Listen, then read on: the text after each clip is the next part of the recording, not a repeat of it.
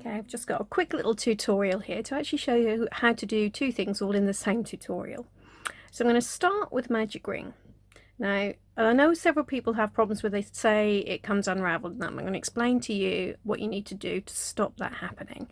It's totally foolproof. I've never had any magic rings come undone doing it the way I'm now going to do it. And it's not a double one. Some people do a double, but I find that really awkward to actually work. Just a normal magic ring. I'll show you how you do it. So you start, got your yarn you're going to work with. So here I have, obviously, the tail end, and I've got the end that is attached to the ball in my other hand. Just going to wrap that around my first two fingers, taking this bit over the top there. Okay, and you insert your hook between the two, grab that top one and pull it up. Okay, so there we have a loop with the loop for a stitch in it. So I'm now going to start, whoop, pull that bit looser. I'm going to start, because I'm going to do a ring of trebles. So I'm going to start with 1, 2, 3 chains. So keep hold of this end as you now work your trebles into that ring. So like so. So that first the first 3 chains counts as my first treble.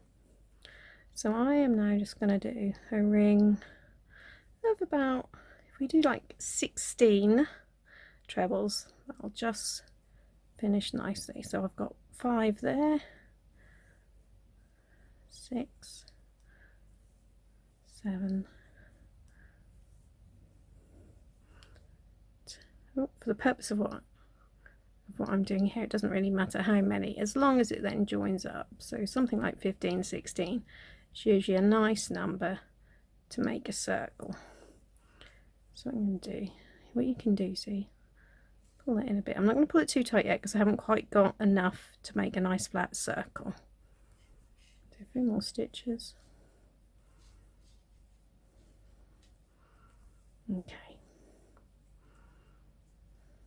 Fine, I pull that tight. You can see I've got a nice little ring there, and all I did was I pulled this end nice and tight. Now the important thing to do is to secure this end straight away, and that will stop everything unraveling. So say pull it as tight as you can. I'm just going to remove my hook from there, turn it over, got a tapestry needle, so thread that. And what you need to do is basically weave this in so it's nice and secure. So how I do it, I'll just come back over there and insert that under a few stitches. Pull it there. Do the same again. So you're just going around this one piece of yarn there, under a few. And then if we go back the other way, that is not going to come undone. So now I've turned it round. So I'm going to just do there. You don't want to go in the same place because you'll unravel what you've just did. But as long as you leave one little strand there, you can now go back the other way.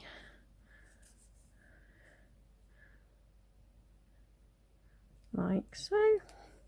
And that is not going to go anywhere. You can snip that off and that will be beautifully secure.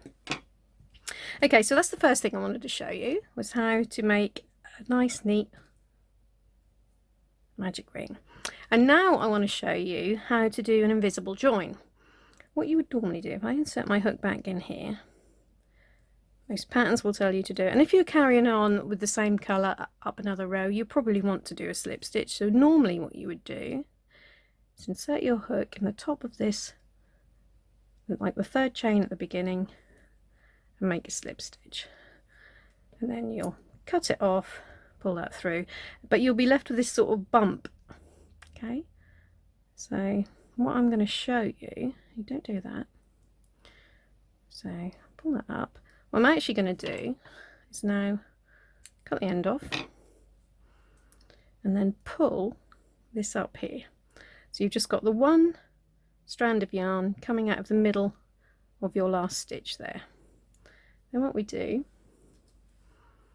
we thread that into a tapestry needle, like so, and we're going to join it. What we now need to do is basically, we're not going to join here, because that would create an extra stitch. What you need to do is now basically replace the top loops of this stitch.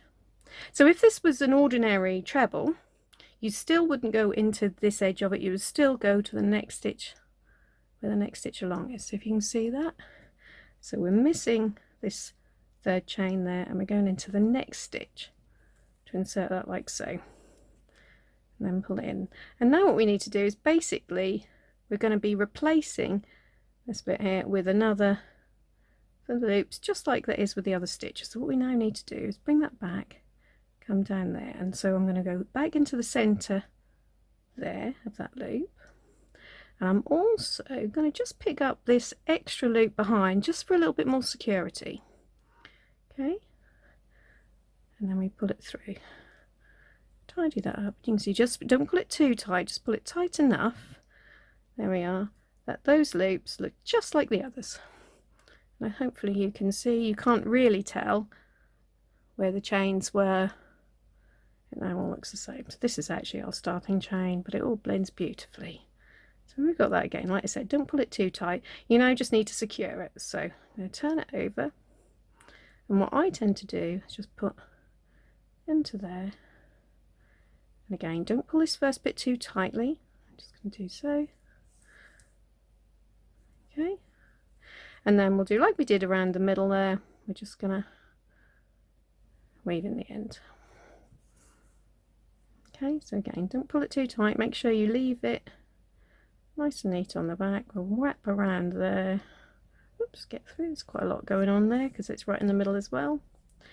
And then if you go back again the other way, that is not going to go anywhere. Okay. So there we are. And then we can just take that off there. And what we've got is a lovely neat, turn it back to the right side, lovely neat centre of our circle. And also very, very difficult to see where you joined it.